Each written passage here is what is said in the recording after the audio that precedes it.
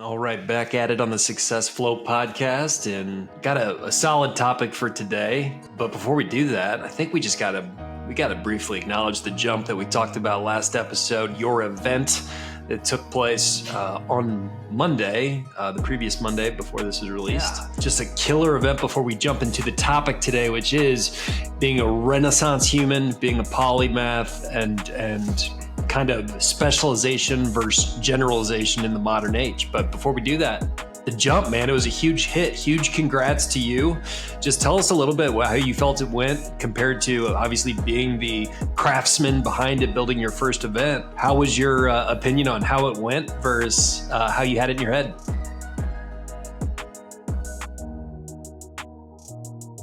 Dude, it was so fun. I'm so grateful for, we sold out, packed the room with 20 people, which is the max that I wanted a small group so we could really dive in, share some stories, get vulnerable a little bit. I know I got vulnerable, shared some stories not a lot of people know about. And that's the whole point, is to make this thing private and exclusive for tremendous growth in our lives. And we really dove in, figure out, who we are, what we stand for, where we want to go, and why, why we want to get there, and collaboratively working on that. And it was a 3-hour workshop. The feedback I got was incredible. People loved it. And it's a bit of a self-service after the workshop, but I left the door open for some follow-up and launching the mastermind from it. And there's interest in that. So we'll see where that goes. And I'm excited. It was just a fun event. Thanks to Tyler Smith at Kitsune Brewing for allowing us to take over his space in North Phoenix. And huge thanks to you, my man. Like, kicking off this inaugural event was really important to me. And I was really excited about it, and really put a lot of work in the last 15, 18 months into what Oppo Flow is and the intro playbook and all that, but just a lot of work in the event, and one really it to be a bamboo banger, if you will, in person. And you kicked us off with an incredible meditation exercise and just a backstory of who you are. And not a lot of people in the room knew your backstory either. You were vulnerable and shared some stories, and that's what it was all about. I think it was just really special. So, thanks for being a part of it. It was a really great time. Dude, pleasure was all mine. Obviously we're building a lot together, and just to be able to team up and just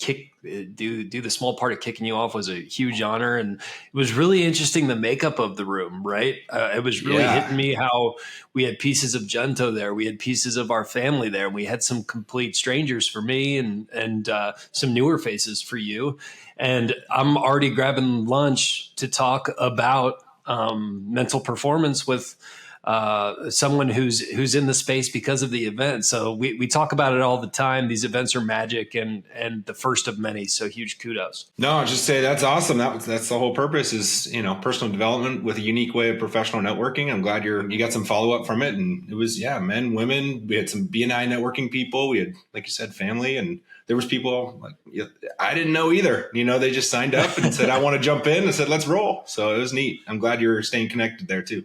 So jumping into today, we're talking about the concept of being a Renaissance human. And this is something that's near and dear to me because it frustrated me as a kid, because my mother said this, and it, like a lot of parenting, you don't realize how amazing some of these lessons are until you are much older and closer to the age that your parents are when they're instilling this in you. But it was really important to my mom to be well-rounded. And she always used the term Renaissance man. I want you to be a Renaissance man. And we're going to talk about the concept of just being a Renaissance human for the purpose of this. But what it is during the Renaissance, it was a huge time period of learning about multiple different areas of life, being science, the arts, mathematics, all of this coming together. There was so much knowledge and growth happening at once. Sound familiar?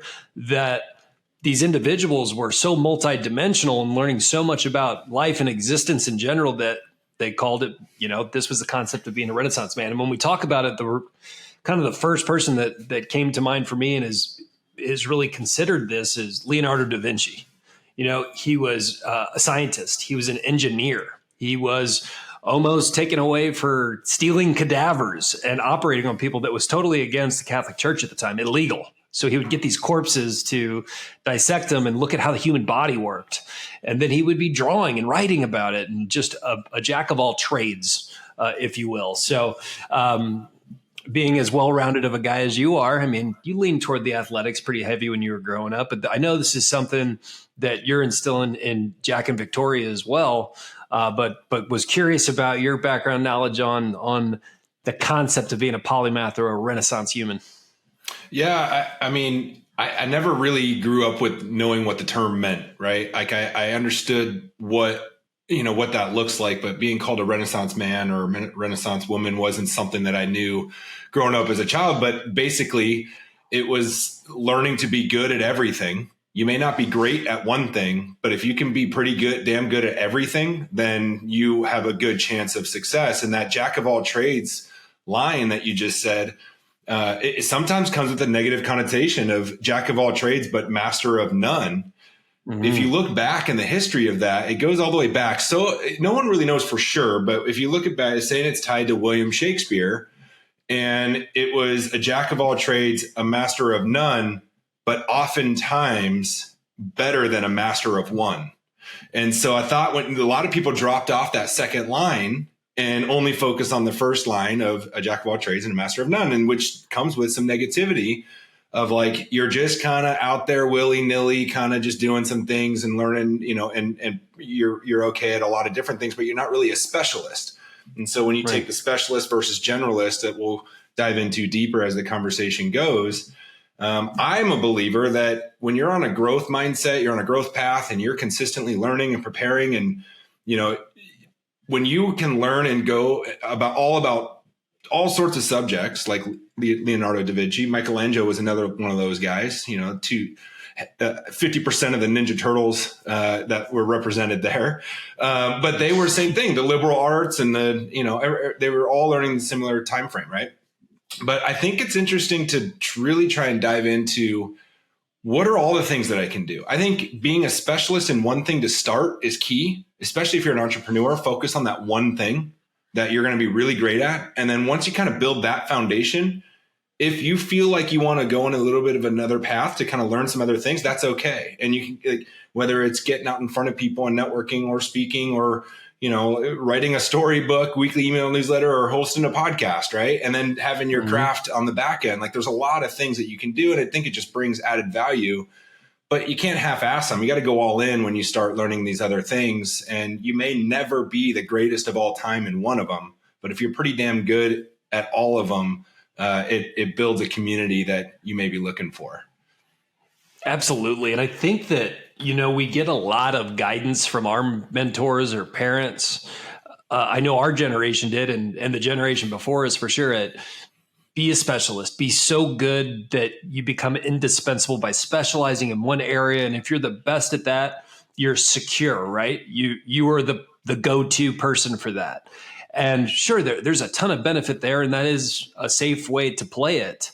But when you look at how complex the world has gotten, especially with the advances in technology, what we're really needing to do is to connect all the dots. So this specialist versus generalist is a debate that's ongoing on which way to approach it. There's, like everything, there's no right answer. If you want to go deep dive and be a specialist, especially surgeons, we would hope that they're pretty focused on orchestrating successful surgeries. Yeah. However, that doesn't mean that they may not have an interest in classical theater or opera or MMA, whatever it might be. Those might be hobbies, but when you're looking at a profession, having a really good idea about how the entire area of your craft interworks and connects with each other, whether that's business or media, whatever it might be, having that vast understanding is critical these days with the amount of moving parts. Yeah, and I think it's important to note, like you could have, as I kind of alluded to earlier, you can have your core specialist deal. Like you could be like, this is what I'm really focused on, like that surgeon. But when you have a generalist mindset of knowing and understanding many, many different things, the liberal arts, reading books and just learning all sorts of literature, maybe it's poetry or maybe it's sports, right? And left brain, right brain. When you don't, I can't remember what it is. Is it right brain is creativity and left brain's more analytical, or do I have that? And logical. Yep, you're spot on. Yep. Okay. On. So I think when you have they always say, okay, you're either one or the other. And I'm like, well, why can't you be both? Like, why can't you be both? Why can't you have the creativity while also being logical and being very straightforward? And I think that's where you become dangerous. And I think that's where you become unstoppable and you become irreplaceable. And so, especially in sales, when you have the general knowledge of many things, you can relate with many walks of life. And now you're no longer a specialist in a certain product. You're a generalist in sales and can sell anything. And so I think that is kind of the mindset of the differences of why you'd want to be a generalist versus a specialist. I love it. And I didn't plan on going this route, but I have to. I can't resist when we start talking about the brain hemispheres. And that's literally what you're trying to do in meditation. Sometimes we'll be in the right side of our brain with the emotions, the fear, anxiety, even happiness, whatever it might be. And those we're super in that right brain in that moment. And we need to get back and execute and get back to the logic of what are the realities of my existence. In meditation, when you're getting quiet, that's literally what you're doing, is trying to balance and bring an equal amount of blood flow, attention, and energy to both hemispheres of the brain and getting that back to even so you can operate exactly how you're talking about. So I love that you went there. From a corporate perspective, one way to think about this that I heard and loved, when you look at the top, the CEO down and, leaders in general, you're seeing this T-shaped across the board. And to take a step back there, what we just described, there's T-shaped and I-shaped. So that specialist is an I, very deep and narrow into one specific specialization, craft, or area of knowledge. If you take that I and you move it into a T, imagine those realms of the top of the T going across the other areas of the business. A CEO has to know and be dangerous in all of those areas while maintaining that specialty, whether that's operations, if they're coming from the COO background, whether that is sales, which a lot of CEOs have a background in. That may be their specialty and what's driving their flavor and brand on the business, but they've got to be dangerous in all of them. So I think every individual, all the way to frontline contributors, can adopt that T-shape into where, like for myself in general, sales is my specialty. It's what I've studied for my entire career. Do I know a little bit enough about marketing to be dangerous? Absolutely. I'm working on that for my prospecting sales. Do I know the operations side, how the business is delivering on the software that I'm selling? I have to know that. And if you are approaching whatever area of work you're in this way, you're just going to be a better asset to yourself, and you're going to increase the confidence of how you're able to execute on whatever part of the business you're responsible for. And I know you're a great example of this, Steve. I'm going to put you on the spot because from that example itself, sales was your craft. You were pretty damn I-shaped in the sales. Now, when you look at Journey and what you've stepped into, it really was for a while, you changed to the operations side and had to get that systems and processes running. So you're kind of like a double T there, or a Roman numeral 2. Like the pi, the pi. Yeah, the pi symbol. There you go. 3.14, the pi. Well, it's funny you say that because I actually started on the back end operationals role. It was in architecture, right? I was doing computer drafting and design, and I was like, man, drawing lines all day. Like I was really good at it, but I was like, I want to get away from the desk. I want to get into sales. Then they got into sales and did that for 10 years. And then when we launched our franchise location in Phoenix, my business partner and Jamie and I started in sales just to get the business going. But once it was like, okay, we got to identify roles for each other, I took the operations side and dove straight into the software. How do I build clients? How do I set them up? How do I train them? How do I process the payrolls? And then we started hiring, and I did that for 4 or 5 years, and then we scaled the business where now I'm back more so in a sales role. I'm back into the networking and generating referrals and, bringing added value to the small business market in Phoenix, and then, passing those referrals on. And then, and then it goes back to all the stuff I'm doing with OppoFlow. Is like, I'm building all the events and the workbooks and the playbooks, and I'm using the software and the systems in play. And so there's a lot that I've learned that I've taken from each chapter of my life that is sales and operations. And you do kind of have to play that dance. I think as an entrepreneur, you got to know all of the aspects of your business, right? You've got to know where all of the fires could potentially be So that way you can work with who you need to work with. You don't necessarily have to be the one to put out the fires, but you need to ask the right questions and find the right people and put them in the right spots. But you got to have a good understanding from your team and from the things that are going on in order to continue to scale what you're doing. So you brought up CEOs and sales and all that. I want to know, do you have a good example of a CEO who would be, like not like where they're solely focused on their one business and they know all aspects of that one business, but is there a CEO that you can name that is dabbling or killing it, crushing it in multiple industries? Yeah, I'm trying to come up. You put me on the spot, and I know we go back to a lot of the usual suspects here that are in the top of the news. I think that Elon Musk is a great example of this, and almost to the detriment right now, where shareholders and analysts are saying, "Can't you just focus on your business now?" And we'll talk about one of like my core values, and I know yours as well, curiosity being one of the main drivers here of how the world works, whatever area of the business that we're building at. Like, you have to be curious on how that relates to every part of existence. And Musk, you take it back, he's an engineer by trade.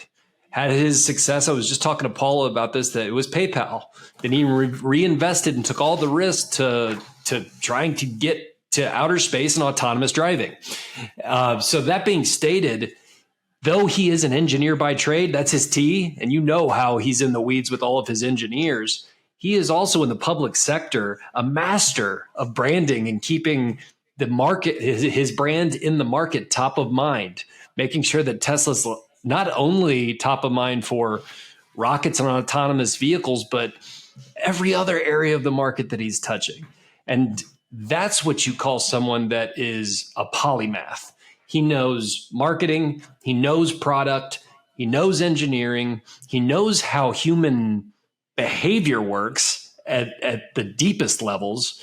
And you can see it with the growth and trajectory of his business and how he's top of mind everywhere. Is there anyone else that comes to mind for you? Yeah, going back to Musk, I mean, not even just Tesla, the Solar City, you've got the Boring Company, that's all transportation stuff, infrastructure, you got, he bought Twitter, so he's on the social media game. Like he's all over, right? He's all over the place. But, Steve Jobs is another one that technology, obviously very visionary type of guy. But one thing I kind of learned about from him is very into the arts and very into calligraphy and language and that kind of stuff. And he built it into Apple's products. And that was kind of the mindset and the backbone of how to give a good user experience of what people want to see, a visually appealing product. So not only on the technology side, but also being a polymath on understanding how people like to, view things and what makes them excited about new products and whatnot. So, I mean, those are two big names for sure. But it's interesting. I had the I and the T chart that you named. I mean, the visuals obviously there going, so the T, obviously you still have the deep, narrow focus on the one, but you're saying along the top, you've got a broad general aspect, or you got a broad general knowledge across multiple industries or multiple aspects of your business or multiple aspects of your life. I mean, give me an example, put you back on the spot, talking about you, like, yeah, you are a master of sales. But one thing I've learned about you, I've known you for 20 years. And in the last few years, you've really came out and become in my eyes, a master at meditation, hypnosis, and you're coaching people. Like you're helping people get through trauma, unnecessary suffering that you call it, right? Like a salesperson doesn't just do that. A specialist doesn't just do that, right? That's a generalist. That's someone that is seeking knowledge, that is constantly preparing themselves for new opportunities, and is someone that has a passion and now bringing that to a purpose of making an impact on others, one way through software sales and another way through personal development. And I think it's pretty incredible. So tell us a little bit about that and how that came about for you. Because 15 years ago, at least to my knowledge, that wasn't who you were or what you were striving for. Absolutely. I was really trying to figure out who I was. And until we take the intentional time to do that, you're just going to kind of react and go with the river of life and wherever it takes you until you start defining these things. And for me, it just comes down to solving your own problems.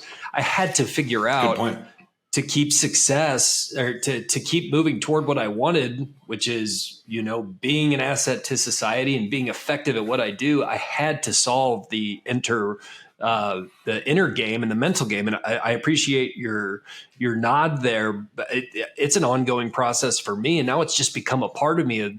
I am so curious how the mind works and how we can show up the best and operate from freedom, not these constraints and distraction and giving up the sovereignty of our mind. And so you're spot on. And then with this podcast is kind of that third pillar. I was always a part, tying this all together back to my mother, in the performing arts. First job was Radio Disney, AM 1260, was in a number of operas, and I killed that portion of myself to pursue the more traditional business, sports, and what society wanted me to be. But this podcast has let me get back to my passions and gifts of this is a performance. I mean, it's an authentic performance, but it's what we're doing. And to your point, it's a combination of just trying to solve my problems and the problems that I see around the world. And that's entrepreneurship in a nutshell, right? That's what you're doing day in and day out. That's what every guy in Junto is doing, is really just trying to solve problems and figure out how we can make the most of this existence. Yeah, for sure. Didn't you dance when you were a kid? I was. You're like a really yes. good dancer. Yeah, I don't know about good, but that was mom's requirement. Is if I wanted to play football, she specifically wanted to play football in 7th grade. She said, okay, then you got to take 2 years of dance. So you better start this year. And so I had to do two years of jazz, tap, and ballet. I was terrified that my buddies would find out, and they did. Their moms were talking about it after the recital. And it was one of the best things my mom ever did for me in hindsight. I was terrified at the time.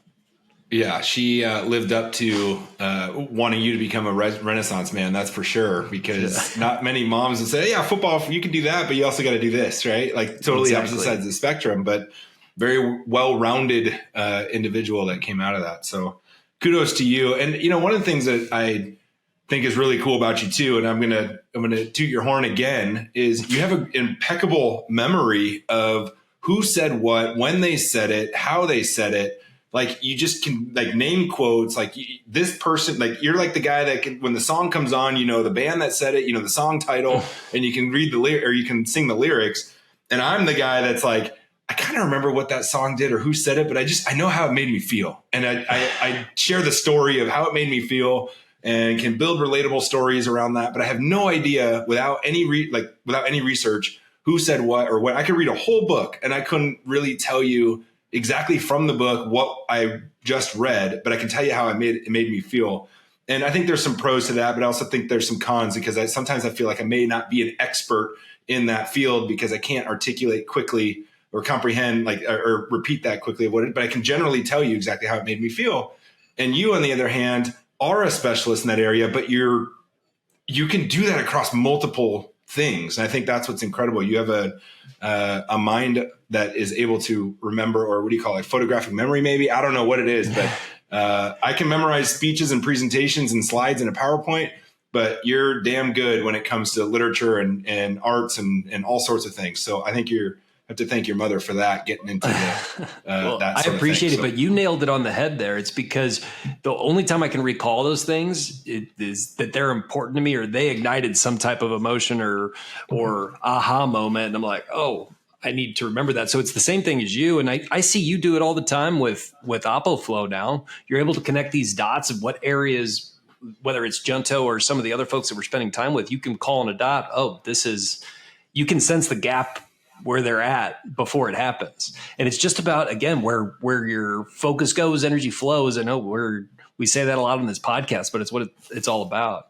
And speaking of repeating things on the podcast, we wouldn't be one of the, probably I would say number 2 polymath, Renaissance person, human, Benny Franklin, man.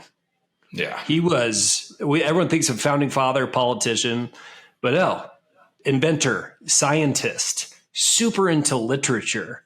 He discovered the undercurrent in the ocean. When he was on a ship, he's literally the one that identified ships moving differently in the. Wasn't he a printer? He was like a printer too. Like he did so much as like his main core. True polymath, and again, just a curious human being at a critical time in history when they were trying to figure stuff out in this brand new country, trying to find independence. What I love about him is he was never a president, but he was always back there, like the wheeling and dealing, and he always had a a voice, like he was always looked at as, hey, Ben, what would you do here? Like you just knew he was that guy in the corner that people would go to for advice and what they would do. He wasn't always the front facing in terms of, the country as the president, but yeah, for sure. I mean, he shaped the entire country. Without Ben Franklin, we wouldn't be what we are today.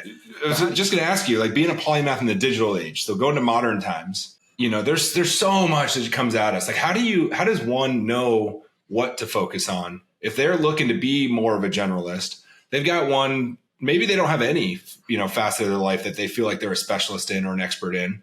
So I think the number one thing is find something that you're passionate about and learn as much as you can about that. Right. I think that's the foundation, because you got to form the T, you got to get that deep, focus on what that, the main thing is.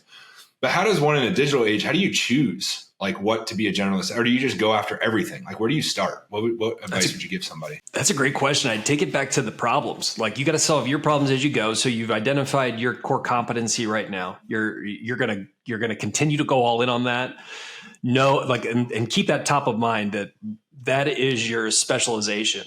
And then what's the next problem that you see? Do you have trouble getting clients or getting awareness for yourself? That's when you start getting into the marketing side. How do you get attention? The brand, maybe that's the top problem for you. If it's delivery and your stuff, your documentation, your business processes are all over the place, I'd get operationally focused. Systems and processes, you work on that. And you start throwing 6 weeks at a time of these and truly go narrow for 6 weeks at a time, and then continue to build, move on to the next while you're still polishing in the background. You've got to juggle all of these things. But if you make those your themes and you keep watering, you're going to be full stack. This is what's called a full stack, operator, executor, or entrepreneur or employee, whatever you are. We're going from single stack to full stack in a T-shaped focus. So I would say, do it in the order of your problems and what you need to solve first. What would you say? How do you think that a lot of folks are going about it as an entrepreneur and someone that's gone down this path? Well, I mean, I think as an entrepreneur, like, you've kind of nailed your focus. It's very difficult. You can call yourself an entrepreneur, but it's very difficult to drive revenue when you got a massive, product line, right? Like, even if you're going to start an e-commerce brand, you're usually going to start with like a shirt and a hat. You're not going to say, okay, I've got 12 SKUs right off the bat, right? So you're going to focus on the one thing, figure out which one, that you want to stick with, maybe do some testing and all that kind of stuff ahead of time, some marketing measures and whatnot. But I think just generally as a person, you nailed it on the head. It's not going to happen overnight. You're going to spend your singular focus on one thing for the next 6 weeks, 6 months, and then build on that. And what's the next area that you can focus on? What's the next area you can focus on? But I mean, if you think about it, like my chapters of my life, like it was years before anything was added to, to action towards other entrepreneurship or revenue driving activities. I mean, it was singular focus of the job, and then, then sales, and then so on and so forth. And so I think that's the point, is patience is key.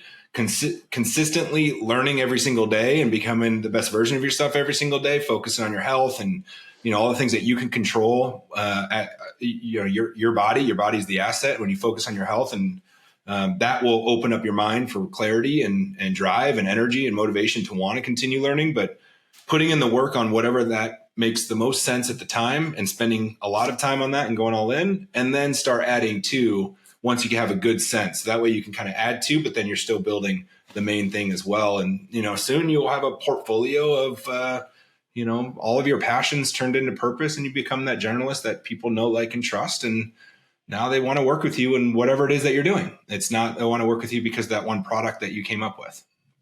I love it. I think that's the pod. What are you doing to become a Renaissance human? What is your main competency? And what are you working on the side to make yourself a more broader, more valuable human being, to bring whatever it is you're trying to bring to this world to the table? Let us know. Send us some emails. We've had some good requests coming in, and we'd love to hear from you and what you'd like to see from the podcast. And we'll be back at you next week.